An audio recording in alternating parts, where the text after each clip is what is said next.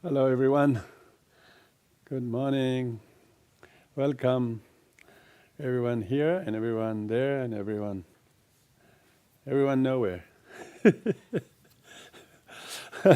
Yeah, so here we are to do calm abiding meditation followed by question and answer. So please let's spend the first part of this session in meditation. We are doing the Medicine Buddha retreat, which is to heal, practice healing emotionally, physically, cognitively, intellectually, behaviorally. Calm abiding is just for that. It says calm abiding. We have to calm our mind. That's why hurting is caused by our mind is just creating havoc. We need to calm the mind. So doing the meditation is pertinent part of healing meditation. Calm abiding is generic healing meditation. Medicine Buddha is more specifically focused on the mantra, and meditation on Medicine Buddha. Calm abiding itself is overall medicine of the mind. It definitely calm the bad, negative, unruly thoughts. So you do focus your mind on the breath, on the posture. So everybody knows. So thank you joining me and the Tibetan Buddhist Society of Canberra, everyone. So let's do the refuge and four immeasurable prayers as usual. Most of you all know that. Please include all the people and the sentient beings in the world who all wish to have peace and happiness, but they are not finding it. They're all perpetuating their problems. Instead of calming the cause of the problem, they are adding fuel to the fire. They are not bringing extinguisher, but they're pouring kerosene on the fire. This is so troubling. So dedicate this. May they come to their senses to know the difference between kerosene and the fire extinguisher.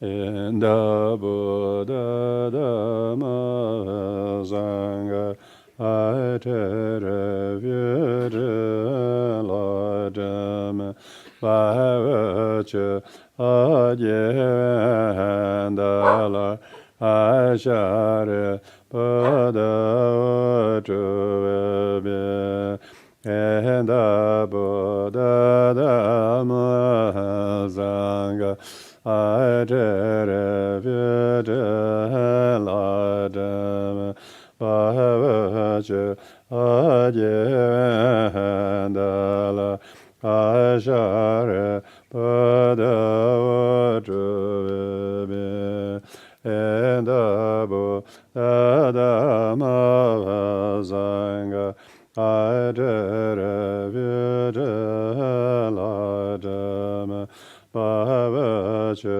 Adyendala Ashare Buddha Udrubi. May all beings have happiness and cause of happiness. May they be free from suffering and the cause of suffering. May they know a powerful happiness that knows no suffering. May they dwell in equanimity, free from attachment, aversion to those near and far. May all beings have happiness and cause of happiness. May they be free from suffering and the cause of suffering. May they know a powerful happiness that knows no suffering. May they dwell in equanimity, free from attachment, aversion to those near and far. May all beings happiness and the cause of happiness. May they be free from suffering and the cause of suffering. May they never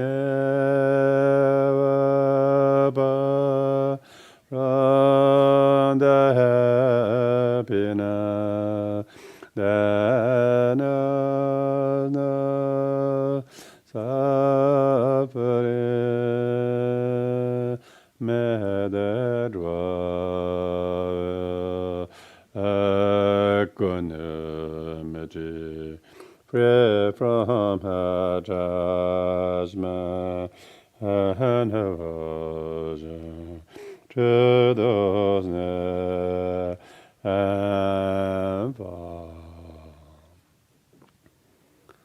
So now we'll do this meditation in 3 lots of 10 minutes. So overall, please observe the 4 S. The first is stillness of the posture. Second is your sincere, wholehearted motivation to sit still. Third is serenity of your attention. That is during the first 10 minutes on your posture. From your feet, from the crown, the gaze of eyes, hand gesture, all. Just stay present, guarding your hand, posture of the body. That's your object of meditation, to calm your mind, focus your mind on the body, keep it still and not rigid, not stiff, nor slack, just right posture. Scan up and down, stay full, just with the posture during the first 10 minutes. During the second, do the qualified round of breathing. Inhale, retain, exhale. Count 1. Another round, inhale, retain, exhale. 2. So in this way, try to count forward as however many you can do in the first 10 minutes. Then during the third 10 minutes, we do the same breathing but count reverse. Say maybe from 45 you count 1 round, 44. Next round, 43. Next round, 42. You do at the count at the end of exhalation. So this is the third S. Your serene attention should be those 3 techniques. You do this very simple. Just calm your mind, devoid of distraction and restlessness and dullness and doubt and all of that. So with this, I will use the gong to time you in 3 lots of 10 minutes, please. Sit there calm, peaceful, 1 point, serene, good posture, very conscious, and your attention is making it so calming as the meditation.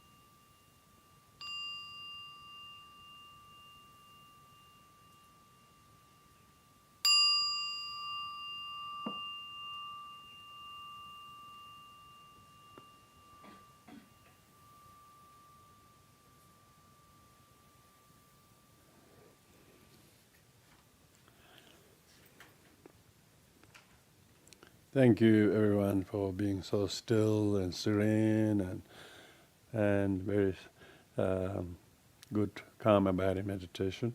Now, today we have scheduled to have some question and answer. If you have written ones, please give it to Lydia. Otherwise,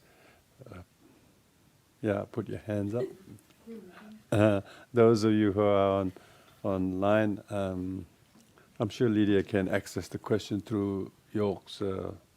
There isn't a computer that does the questions on the chat.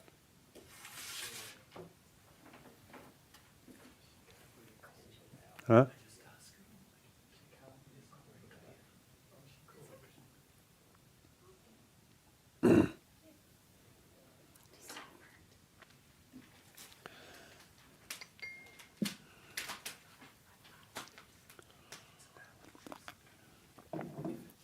There are a few questions on chat box there.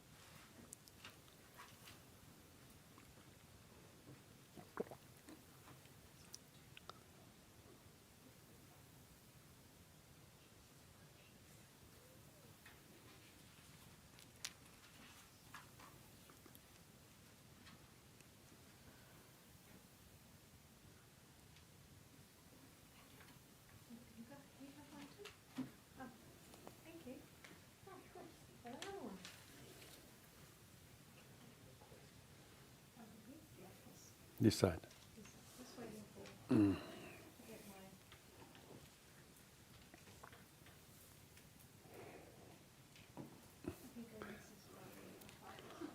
So while we are getting the written questions ready, I'll take some questions that are here. The first two online. There's first one from Sarah. A question from Sarah Rinpoche. Could you please share with us some skillful ways to help people understand that their thoughts and or actions may be contributing to their suffering without making them feel bad? Yes. Yeah, only way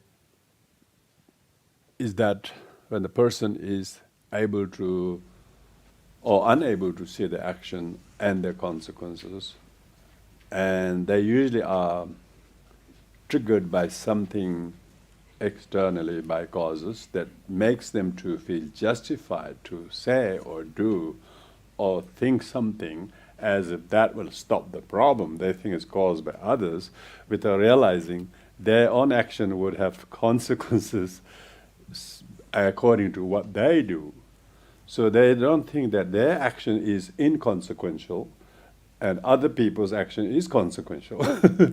So this kind of, I would say the lack of understanding that our own reaction will also have consequences. So therefore, even if whatever actions or thoughts the person is doing, they're usually not mindful of their actions. And that inability to know their actions and their consequences is what we call ignorance. They're completely ignorant, they're not mindful. So in the Buddha Dharma, teachings of the Buddha is saying that sufferings and problems are near cause of sufferings are bad actions. The remote causes of the sufferings are afflictions. Even more remote and hidden cause of sufferings is self-grasping.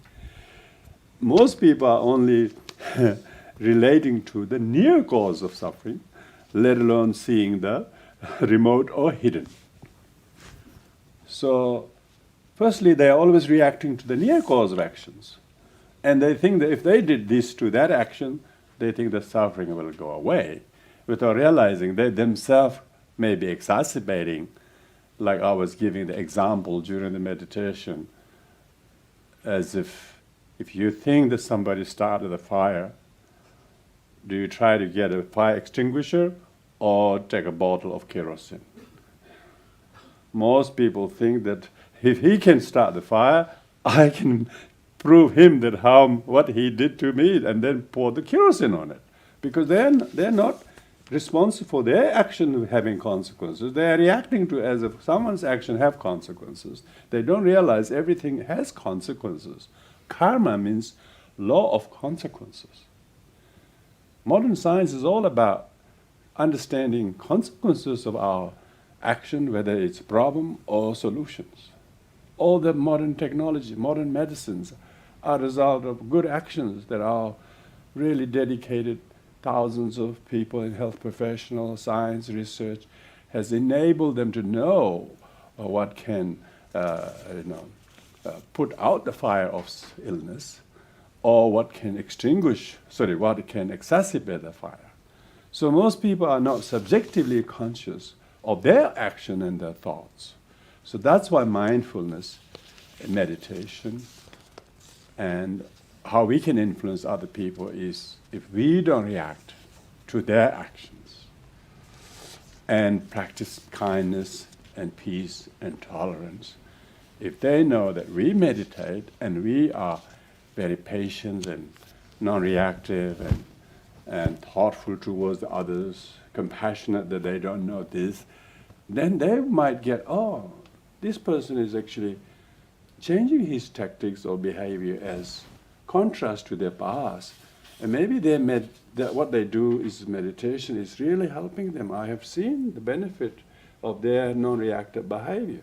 So maybe instead of telling you should meditate or be mindful, maybe we can show a little bit of behavioral changes in our attitude towards their actions. Because one thing is, if we are intolerant to other people's action, which they are not mindful, we are not that different, are we? So we need to show that we are kind and tolerant and forgiving to their thoughts and action that they are not able to see because they are completely blindfolded by their ignorance and unawareness. And we have recently, the blindfold has been removed, so we are actually able to therefore not react to their actions and thoughts.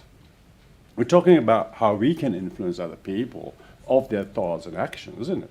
So that means we have to be pretty much kind and understanding of their thoughts and action, as we may have been, say, years ago.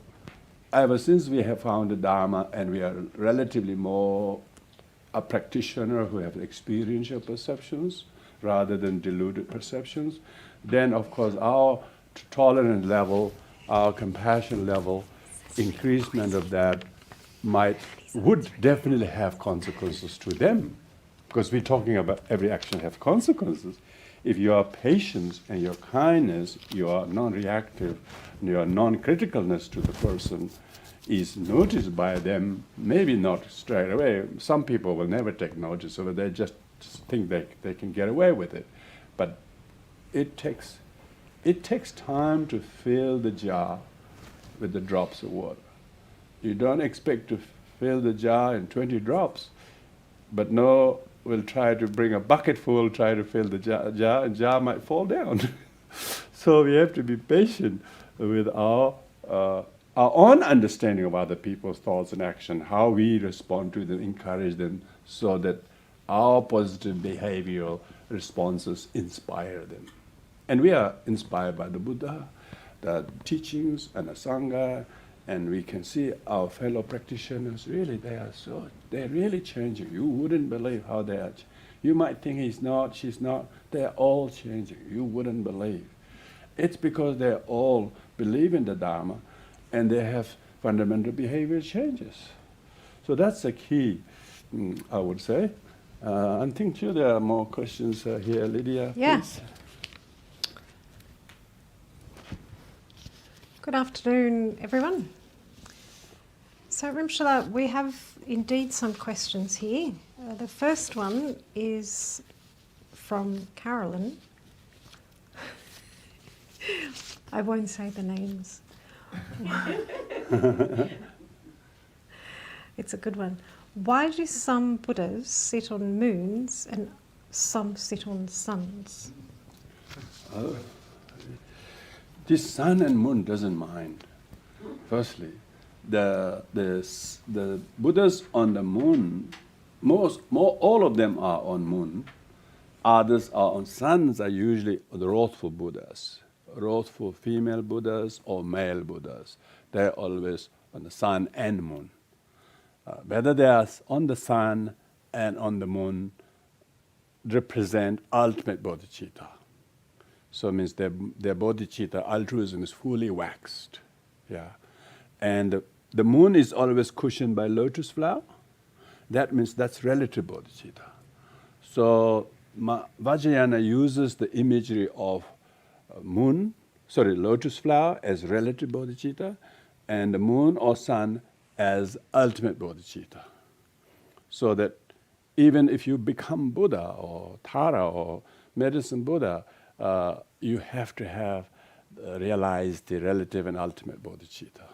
So the visual depiction of the lotus flower is relative bodhicitta, and moon is ultimate bodhicitta.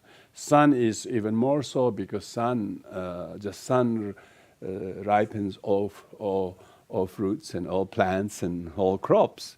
When you have bodhicitta, you can ripen all sentient beings. All sentient beings are pretty raw, pretty raw and pretty rough.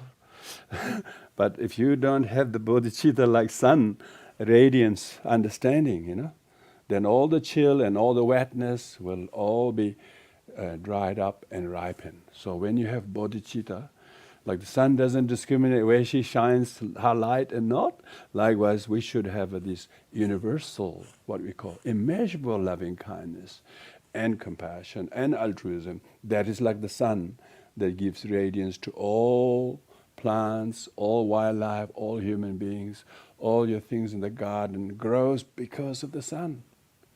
So all sentient beings need that warmth of compassion and of ultimate and relative bodhicitta, radiance which ripens all sentient beings. So therefore, when we are practicing, say, as a medicine Buddha, we are sitting on the moon disk, we are giving the cool beams of moonlight. Fully waxed moon, beautiful. It cools the heat of the day. Sentient beings are completely tortured by the heat of their selfishness. And when you practice healing, it just cools the heat of selfishness, and then practice selflessness. So medicine Buddha is a selfless, fully enlightened one. So whether sun or moon, both represent ultimate bodhicitta. And usually the reason why they have sun, mostly wrathful Buddhas have that, because the wrathfulism, one means how we ripen sentient beings. Some you need to put a little bit of force, a little bit more radiance of the force. Then the cool beam of moon might take a little while to cool people down. So that's the main symbolism. Thank you. Thank you, Rimshala. Just quickly, which Buddhas sit on suns? I can't see any that sit on suns, but some must. Yeah, all the all wrathful deities, like Vajra and Vajrayogini, they all have standing on sun disk. Yeah. Oh, they have sun disk. And some have both. Huh? Some have both. Yeah. Okay. Second question is related to the practice of medicine Buddha that we've been doing, and it's is the practice also for sentient beings?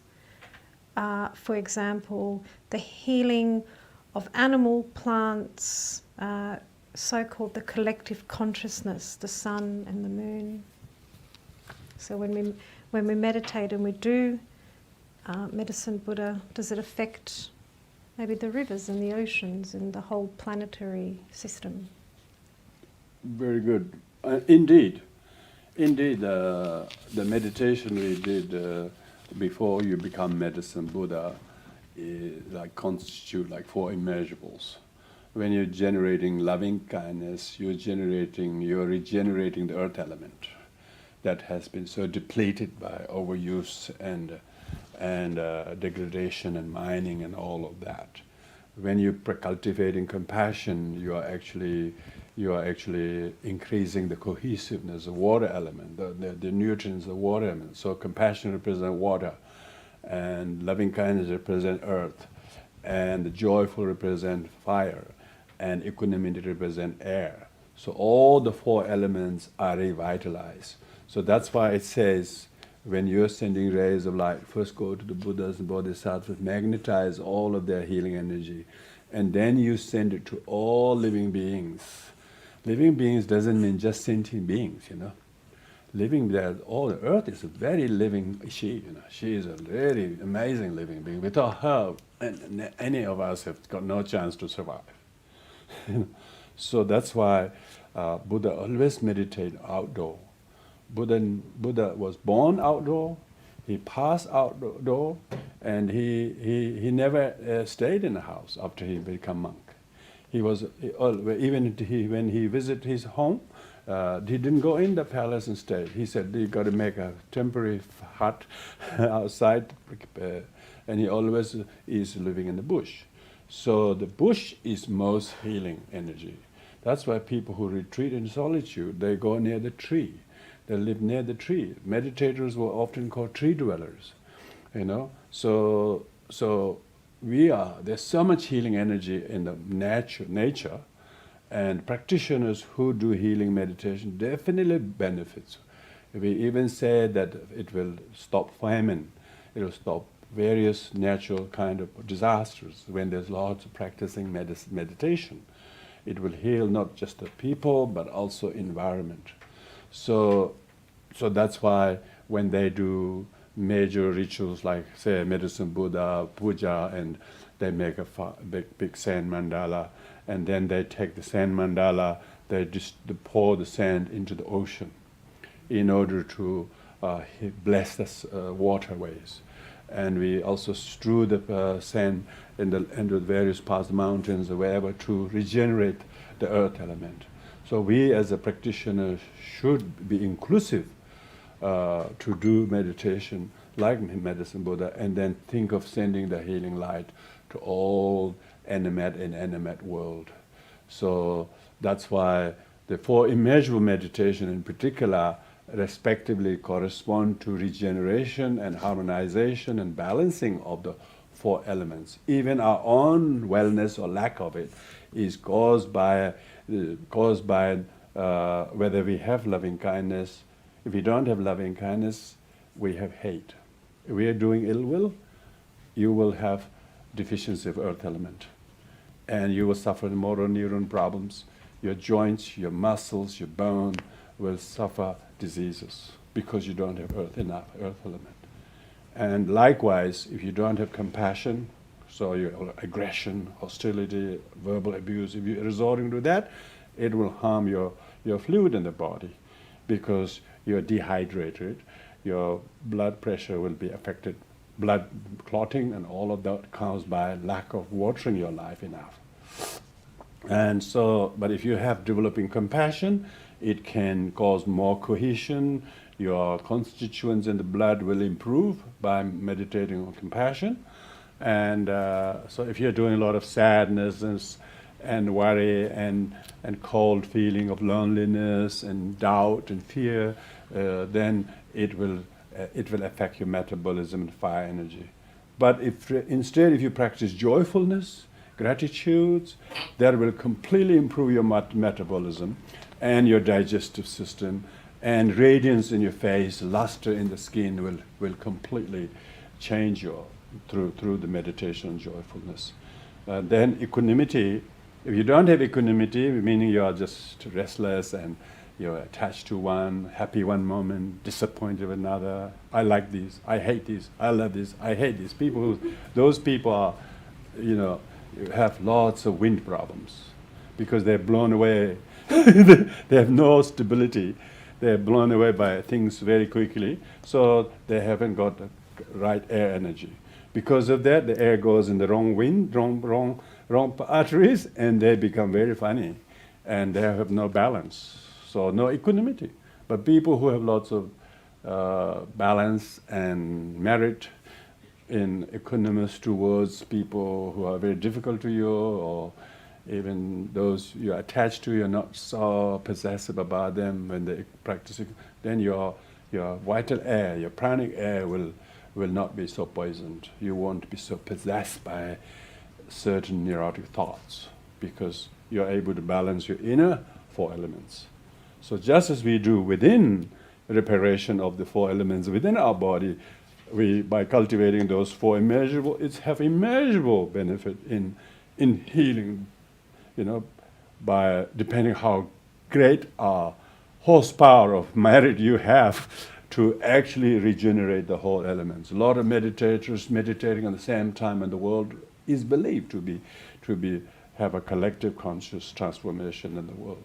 A lot of people do meditation at the same time around the world, so, and you should always believe that you are not alone doing meditation, you are contributing to the pool of goodness, everyone. You should always be really positive, When you do that, you will harmonize your own four elements, not to mention contribute to the rest of the world. Because if you haven't got sufficient balance of your four elements within you, you are not contributing anything out there. You're pretty much contributing whatever is harming the environment.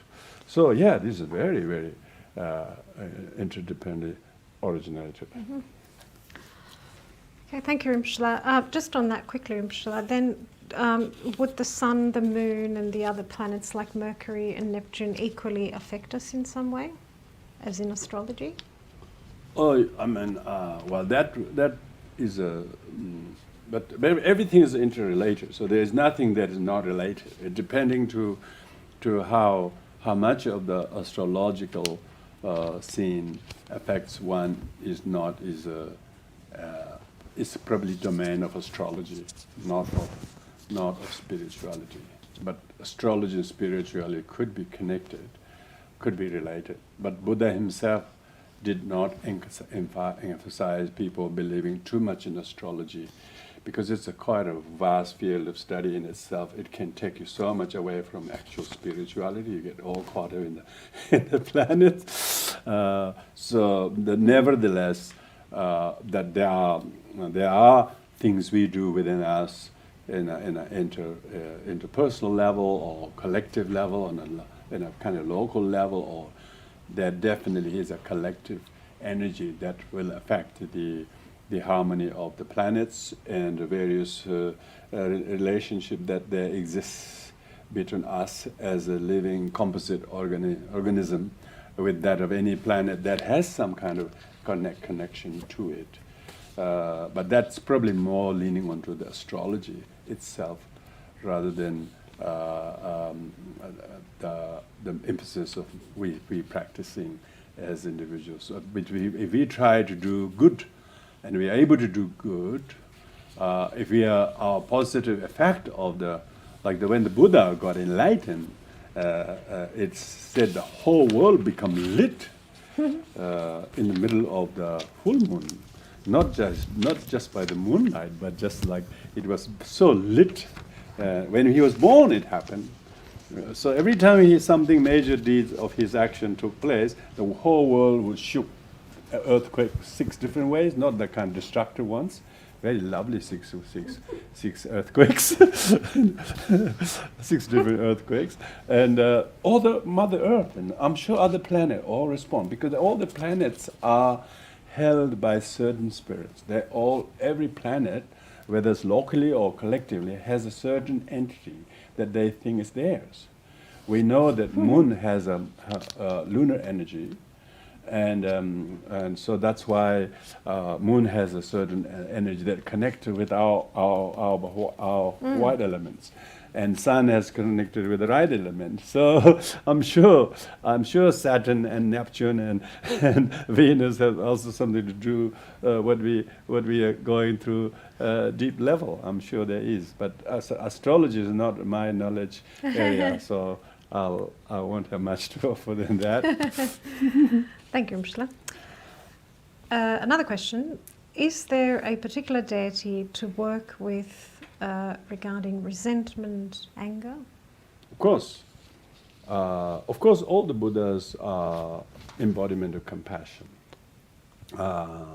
Like if you do medicine Buddha,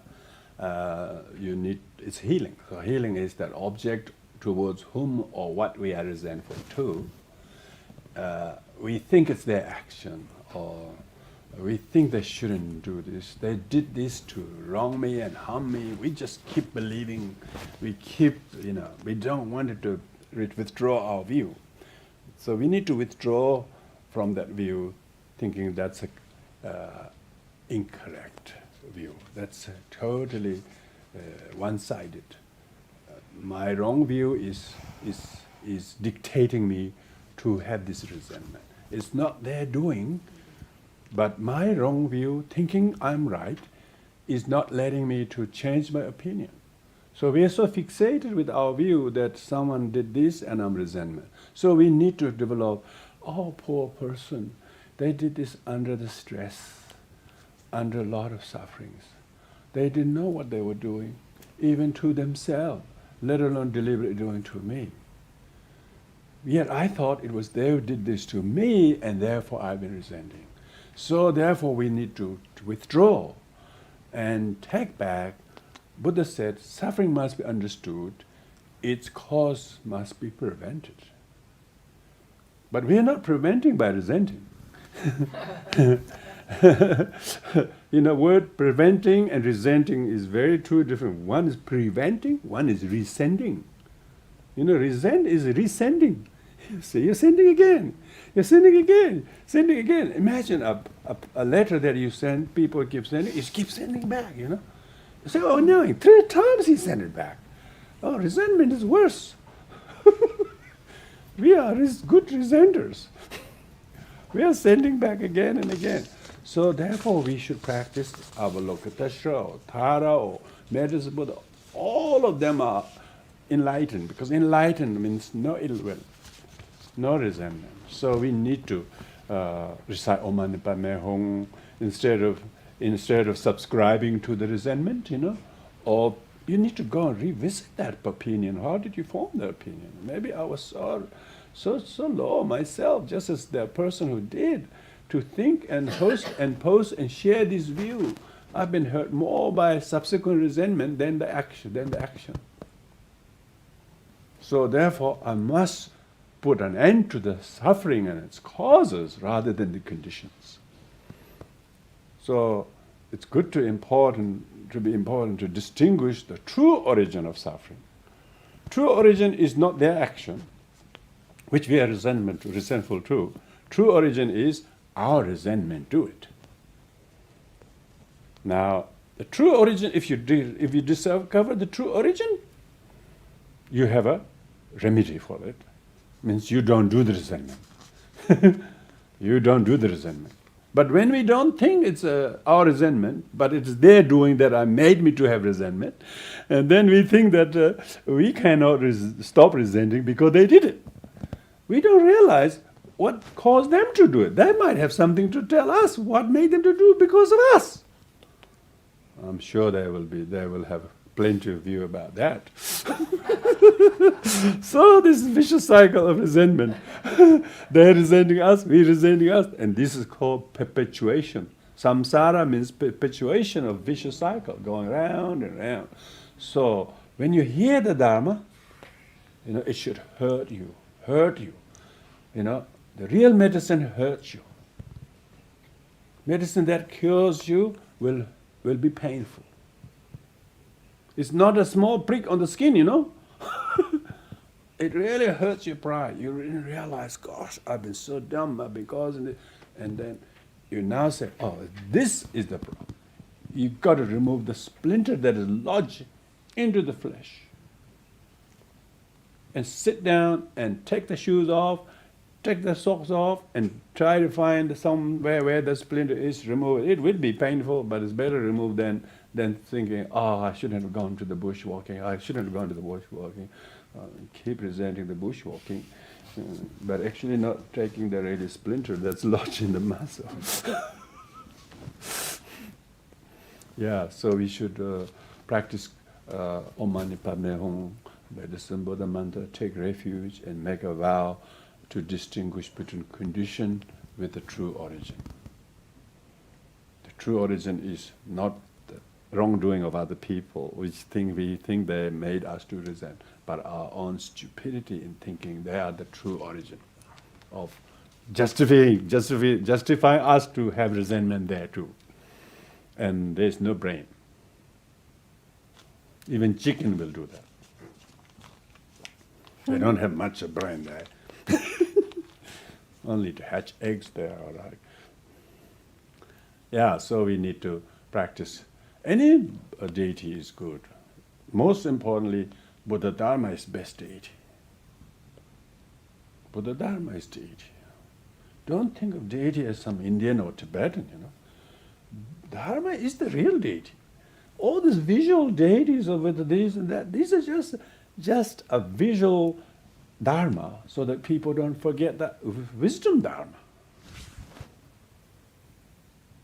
Vajrayana and Tantra is skillful so that people don't forget that. Because most people were literate, remember, in the old days, they didn't know how to read. And then the teachers who were very Buddhist thinkers were very wise. Oh, how can we make sure the Dharma is taught with illustration? All the Buddhas, all the deities, all the Taras were taught so that people don't forget the Dharma. When people become so thinking the deity is some external one who will come and aid you, that's not really true Buddhist belief. That's a theistic Buddhist. I don't know if it has worked or not, but theism hasn't worked so far. I don't know if it's any better with being Buddhist. People have been waiting for the Lord so many eons.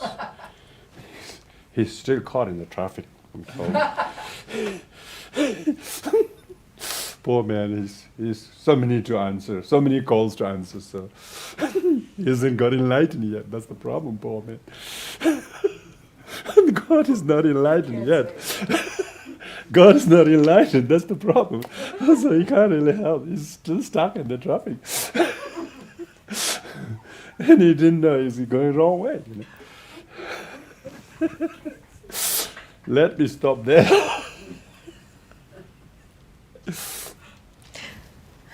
Thank you, Rimshala.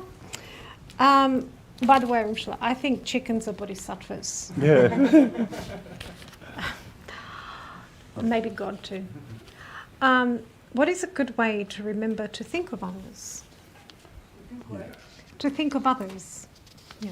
A good way to think of others. Good way of think of others. Yeah, think of others as a Theravadan, as a Mahayana, as a Vajrayanas, or as a deluded person, So probably you don't need the deluded one. How should you think of the other person? If you attach to them, they look great. If you hate them, you can't stand them. So you don't need to know about that. But if you're Theravadan, if you attach to them, you see them as a bag of pus, bag of 32 impure substances, walk with feet and walking up and down. If you attach them passionately, yeah. But otherwise, if you think they are suffering, and then you develop compassion to them, But Mahayana, you see somebody not as objects of desire, but someone who you should love or care and see them as your mother or brother or son, rather than desiring whoever that other is. It depends what kind of emotion plays up in your mind about the other person. If you're jealous, then you should rejoice. Oh, I wish, I'm so I pray that may people have happiness that doesn't turn into suffering, and he's got a little happiness, and I'm instead of rejoicing, I'm jealous, ridiculous. So you should see them as an object to rejoice and emulate them, rejoice them. And Mahayana would definitely see all other people as, you should view others as your past life mother. That's really very general but very important Mahayana idea. Providing that you have a good opinion towards mother.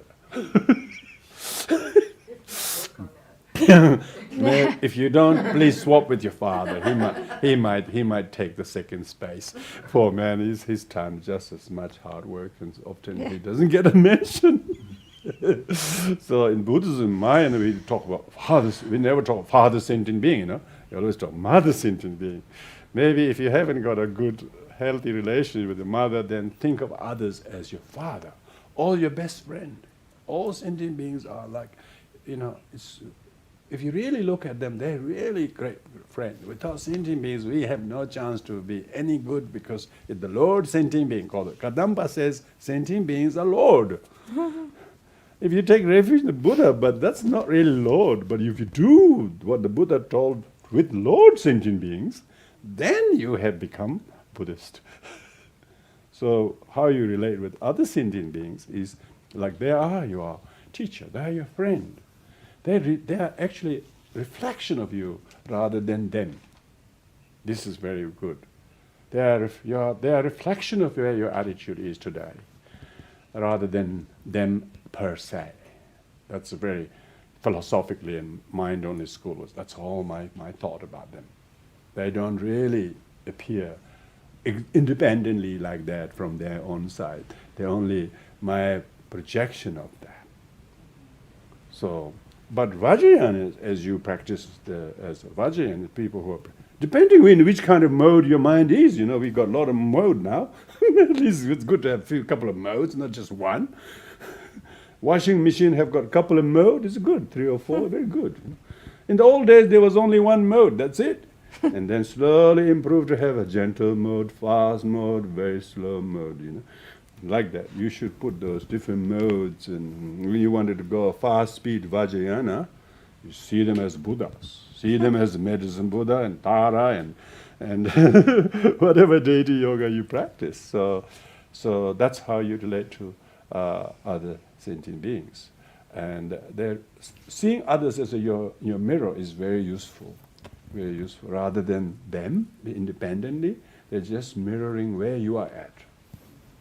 When you're generous, when you're thankful, you see the good in others. Incredible. You straight away see the good, however different good is. That's just, you appreciate them for whatever they do. It's really good because you're so generous and very thoughtful. When you're so miserable and hostile, you don't see any, you see everybody look as if they're after you. The thief thinks everybody's a police. Yeah. Because he's guilty that someone will catch. But for a Buddhist practitioner, that every sentient being is your mother sentient being, the reflection of yourself. Even with the mother, if you don't love her, what mother doesn't appear very lovely, But if you love her, no matter what she does, it doesn't really matter. Your love to her overrides what she is, appears. See? So there is no fixed entity in the object that actually determines what they appear and how they are, but rather how our mindset is switching from one mode to another mode. So it's good to have the maneuverability and the flexibility of your mind having various alternative modes and not get stuck in one stagnant position. Thank you, Rinpoche. And we have one last question from this side. Can illness be beneficial? Oh, really? Of course. When the Buddha, as a young prince, wasn't sick at all, but you're hooked up. When he saw somebody sick, that was it, When he saw somebody who's sick, somebody who's old, somebody who's dead, that completely triggered him. Oh, everybody is subject to illnesses. Yet, until the illness come to us, we think, it doesn't exist. As soon as it comes to us, we think it's terrible. We don't realize, as soon as when you have illness, what I suggest is, as soon as you have illness, you should think, oh, I've been healthy all those years and months. Only now I have these illnesses. Whereas others who are born with illnesses, for months, years, they're permanently stuck with that kind of illnesses. I only got ill only recently. I enjoy all these last 40 years of perfect health. Am I not fortunate? Now I should know that this illness is telling me that my good health that I enjoy so far is also impermanent. So therefore, instead of trying to get well so much, but rather use the illness to purify the injuries, harms that you have caused to other living beings. There's an illness that you have, some are karmic, some are direct effect of what you did to other people. So therefore, whatever actions I have committed in the past to bring these illnesses, they say illness are all result of past wrong, violent actions. Some may be triggered by diet and modern behaviors today in the recent months, recent years, but some are karmic illnesses. What did you do? Maybe you called somebody blind, and as a result, you got all this eye problem all the time. So whatever they are directly related to the cause we have committed. So then see the illness as to exhaust the karma by accepting the illness rather than reacting and so on. So therefore, you think of those people who are completely blind rather than you thinking about your eye problem. Think of the blind completely, the whole life blind. And so then not so much whinging and complaining about your illness of eyes or whatever, but see that how much eyesight you have enjoyed all this life. Nevertheless, accept the illnesses, take the medication, and use the illnesses to increase your mindfulness of impermanence of health and consequences of similar deeds we may have committed to others. So that's why it's important to exhaust the karma. Whatever we created that has brought us this, by accepting, it exhausts the karma. By rejecting, why I'm ill, this is not good. If you do that, the more than the actual illness in the eyes, it will cause stress. It will cause anxiety, and then grasping at the health and aversive to the illness, and this therefore cause us all the stress. So we shouldn't exacerbate the illness by rejecting it. We should accept the illness to be useful, to exhaust the karma that is related to it. And then may all the illnesses of sentient beings ripen on mine, because I'm already ill. I'm going to the tip anyway, so put on my youth. It's just like that. So take all the sufferings of others, similar misdeeds you have committed towards others, may they all ripen on this illness. May this illness purify all the karma I have committed, and then this is the famous 15th century Tibetan monk, the author of the 37 Practice of Bodhi. He said, "What if I fall ill? Isn't it good? It is going to help me to exhaust my past karma." He says that, and he doesn't think that illness comes out of the blue. He thinks that it's got maybe you contracted something from going there, eating. But that's the condition of the illness. The actual karmic cause of the illness is past karma. And so some people might say, oh, it's your unhygienic, it's your eating habits and so forth. But a lot of people got same eating habit, but they are not catching that illness. So what's that, So that shows there are much more hidden causes than the immediate causes we think, or our conventional physician will tell you. Then they're only talking about matter level. They don't not talk about conscious level. They don't know consciousness have any karma. They talk about matter, biologically. Biologically, they say this has too much in you. This is in too much you. They don't quite see the psychosomatically how much that illness is contributed by whatever previous lives or previous times conscious contributed by. So I think the best way to understand illness is to, they say that you should see your illness as a reminder that your body is impermanent. Illness is a very good omen that it will die.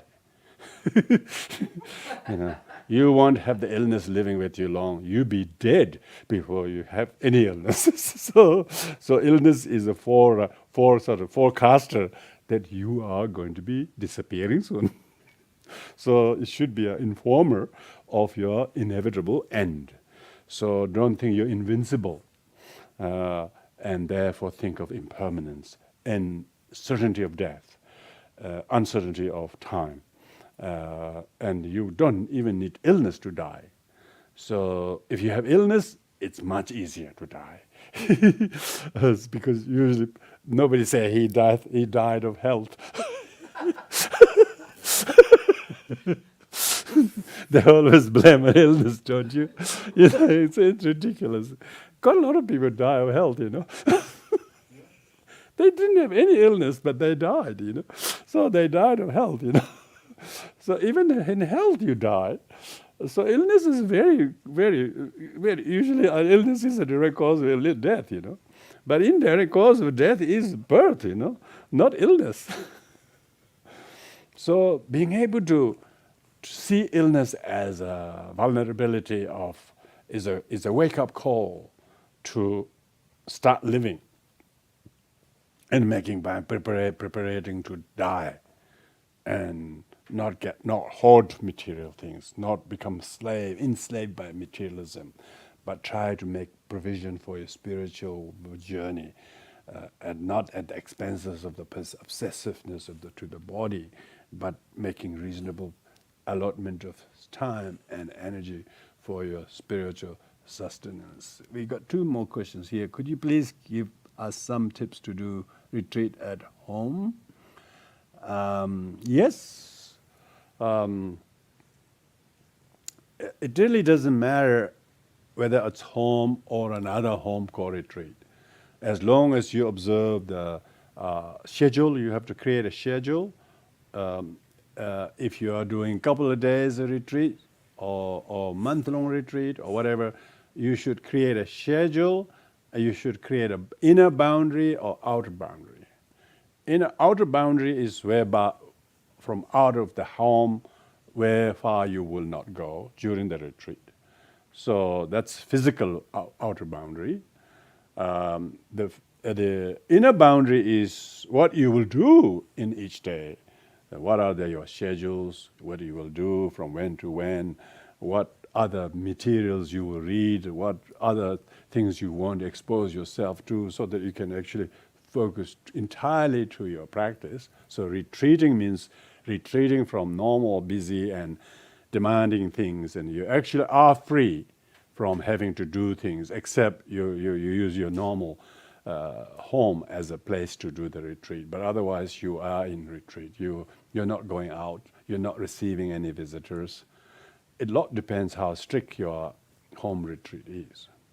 If you have reasonable freedom, not having young ones running around or not having some difficult family members demanding on you, and you are pretty much independent, of course you can really create a schedule, and someone like me can help to schedule what your practice is you want to do home retreat. So you've got to know what is the retreat subject on, and whether it's going to be time retreat or number retreat.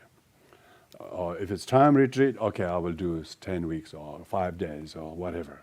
Number retreat is, okay, I'll do this many mantras, however long it takes. So Or you just say, look, I got just 5 days, so I want to do that. So you have to tailor your retreat either by traditional requirement of, a lot of Vajrayana formal retreat are dictated by a number retreat, time retreat, and sign retreat. Whether you do at home or at the retreat center, it doesn't really matter. So if you do the number and time retreat are minimums. But sign retreat is not determined by number of mantras you do or how long you stay in retreat, but until you have significant signs. Like the Buddha's retreat probably was sign retreat, don't you think? He just, when people saw him, they couldn't tell whether he's a person or not person, so he went that far. He completely emaciated body, and probably he lost track of actual time. So for him was really sign retreat. He got enlightened, and that what more sign do you need? If you want to do sign retreat, you got to wait until some enlightening experience is happening. No deluded perception, some experiential perceptions, some even pure perceptions. Yeah. So if you have pure perceptions, the sign retreat is very good. Even experiential perception is good. You just truly have no resentment towards the people. You practice so much loving kindness, forgiveness. You have no resentment to or about anything. You just have increasement of love, forgiveness, compassion. That's a really sign of your retreat have really treated you very well.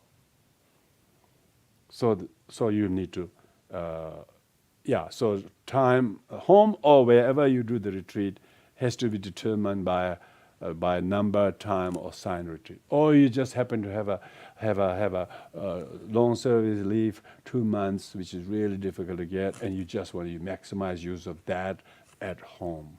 Then choose whichever of your main practices. Doesn't have to be one unless you want to. You can have just boost your quality practices and try to boost the realization. So you got to tailor according to the subject what your retreat is. And then second last question is, could you say something about the seed syllable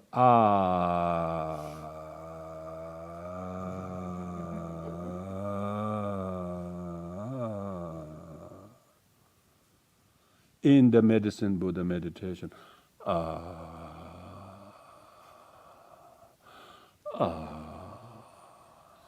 Whatever occurs to your life, just say stops all thoughts. Is from which the moon disk is developed from.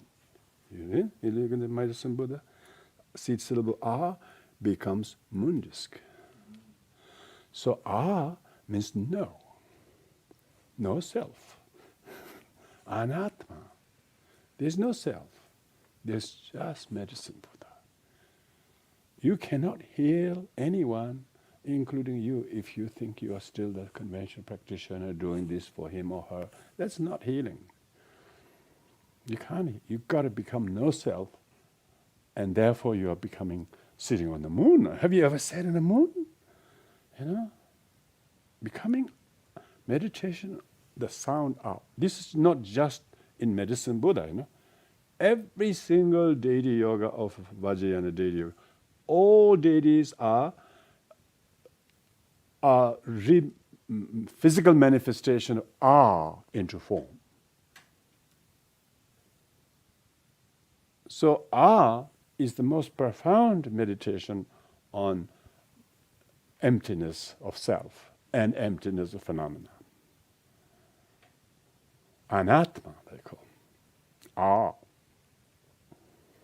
Those of you who have attended teaching on single meditation that I've been doing over the years, you understand how profound that is. And particularly those who do deity yoga, you can then appreciate, wow, the whole idea of doing all the preliminary practice, then at the end you do the meditation, emptiness, which is dissolving yourself from, and then out of that, And that is a birth of enlightened one. He became medicine Buddha. And so with that sense of state of selflessness, you operate. even the illnesses of sentient beings, the problems of sentient beings, don't really there. They just don't know. Because they are so full of themselves, then they create all kinds of illnesses. The worst illness is thinking, I am, I am is the worst illness. The doctors cannot tell, oh, you've got an I am problem, my dear.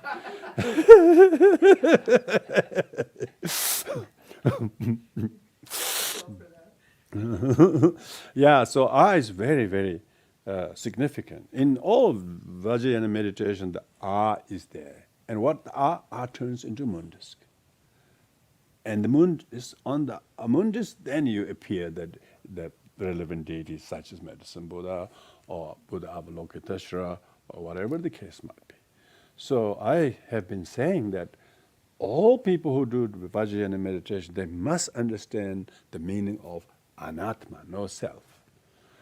And that's the A means. The I is to do with no self. No problem. No self, no problem. It's as good as that. Okay. One more question. Vajrayana aspect was not listed. Theravada, Mahayana, Vajra was explained. Can you touch on this aspect? What Vajrayana aspect was not listed?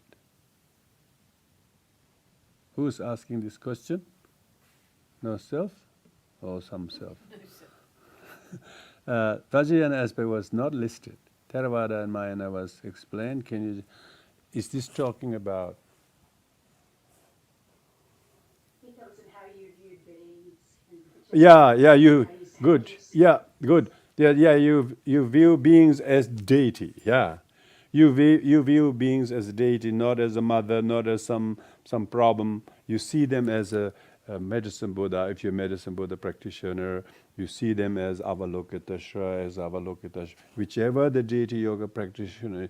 If you just see as a Buddha, So you should see all sentient beings as a Buddha, or what they say as a mantra, all your thought as emptiness. So that is the quintessential vow of Vajrayana practitioner, is to see everyone as a deity, visual manifestation of deity, and all this what they're saying is the mantra. All your thought about them is illusion. So you shouldn't take too seriously about what others are. And not see them as this or that, but rather see them as a deity.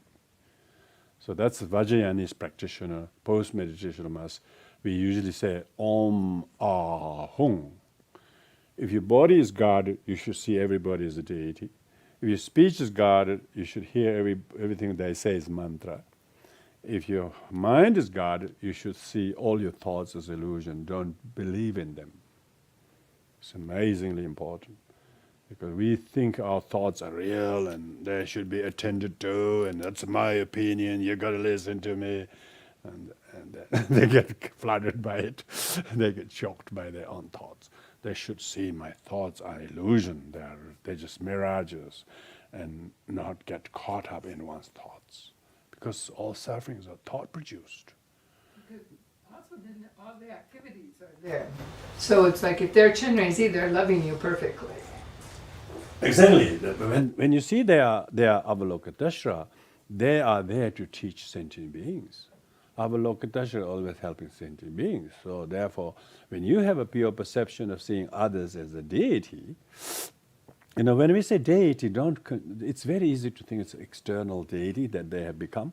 It means they are friend. Deity means friend. The deity is a friend for you to remember kindness, to remember Dharma. The signposts. The deities are just like a milestone. They're telling you how far you've traveled. Oh, so when you see a deity, it remember you the teachings. So whether you can see them a mother or somebody is not different really. When you can see them as a deity, the deity helps you to remember the teaching. Teaching helps you to see them as a mother sentient, so vice versa. You can basically interplay all the three yanas. The three yanas are not alternative choices. They are mutually inclusive if you know how to practice. So they are very, very harmonious if you know how to, because in the Theravadan approach, when you see sentient beings, you should see them as an object of renunciation and so on. But on the very immediate appearance, it looks like you are rejecting them. Like most of Theravada says, teaching is all about by monastics. Mainly the practice is by monastics, so the monastic thing that way. You know, to see somebody as a bag of 32 impure substance is a very, not very kind, you know. It may prevent your it may remedy your desire for a while, but your actual treatment of them is not good. As long as you don't tell them, it's okay. It's a coping strategy for your own desire. Yeah, that's okay.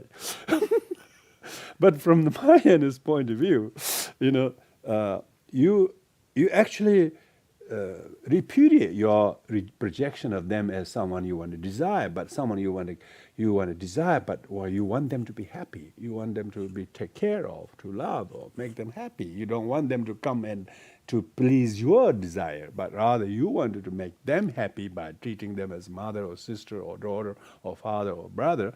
The Mahayana is very, very inclusive. The Theravadan approach is very rejectionist, and Vajrayana is transformative. It transforms. It doesn't try to despise one and try to replace with another. It sees what actually it is. You know, sentient beings are actually empty of true existence, so they are really deities. You know, even deities are just a reminder of emptiness of self. Remember, emptiness of self, not the realness of the mother. You know. See, therefore, you can see the three levels are pretty obvious. You know. Vajrayana definitely more advanced, because to see the emptiness of sentient being and then as a deity is quite amazing, isn't it? Whereas trying to see the person you are desiring as your mother is almost you have to fool yourself and to remedy one problem by another problem. You know, what if you desire your mother? See, you are in trouble. I'm sorry, that's not extreme cases.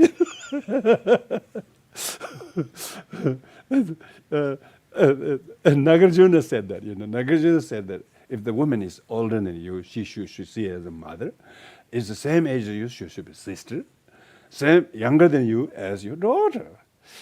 But Nagarjuna is very colorful, but he never knows people do desire their own sister.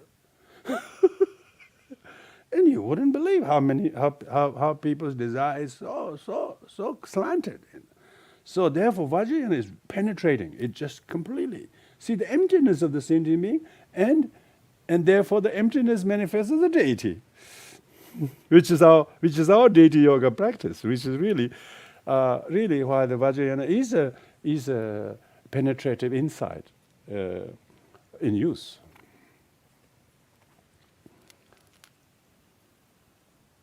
Okay, we had lots of questions. Thank you very much, everyone. Sorry, no one. All these deities are everywhere. You know, it's difficult to tell who is who. Okay, thank you very much. We'll dedicate the merits. From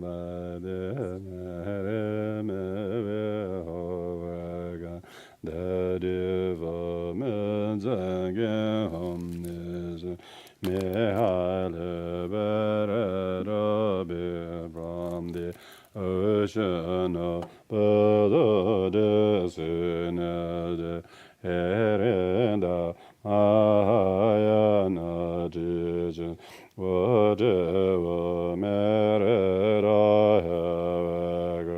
Mehobe Bekas Delavas, Choda Mahayana Jijin, Kareja Manjushrenyawad, Asama Tabadra de Lava, following all the Zambo, Kaja de Geo de Mere, Mede Salam Bodhi Jida Teba Veranaya Danza where has been born jingri freely with the generation.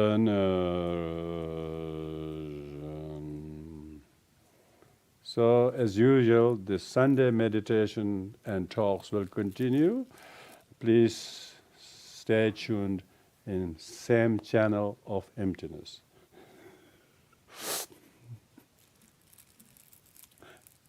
Thank you.